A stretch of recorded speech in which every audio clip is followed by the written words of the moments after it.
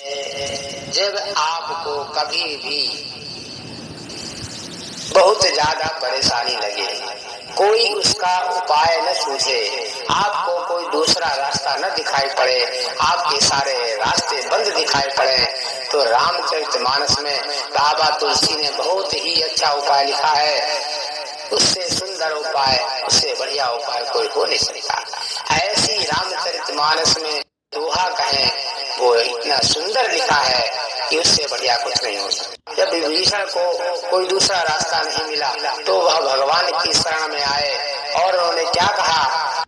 बाबा तुलसीदास जी ने इतना सुंदर दोहा लिखा है कि जिसे दुख सुन करके भगवान तुरंत भाव विवल हो गए और विभीषण जी को तुरंत शरणागत कर लिया, शरण दे दी और उनकी रक्षा की।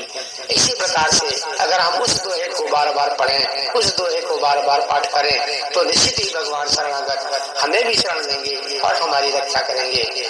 वह दोहा कौन सा है? सुंदर कांड में बहुत ही सुंदर दोहा जो किस प्रकार है।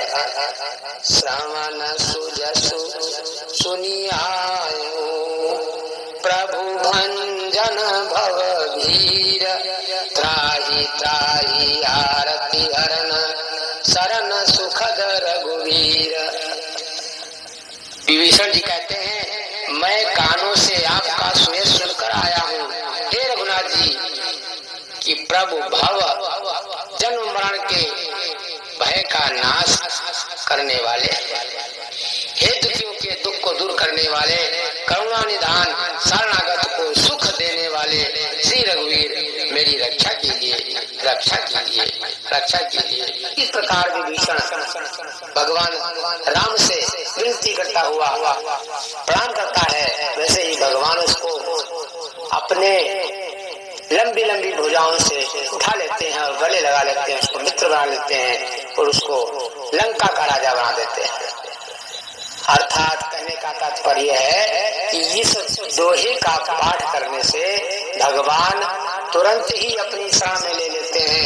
भगवान जब शरण में ले लेते हैं तो उसकी रक्षा की गारंटी भगवान की हो जाती है। जब आप भगवान के हो जाते हैं तो भगवान की जिम्मेदारी है कि आपकी रक्षा करें। इसलिए हमें इस दोहे का पाठ अवश्य करना चाहिए। बोल जय श्री रामचंद्र की जय।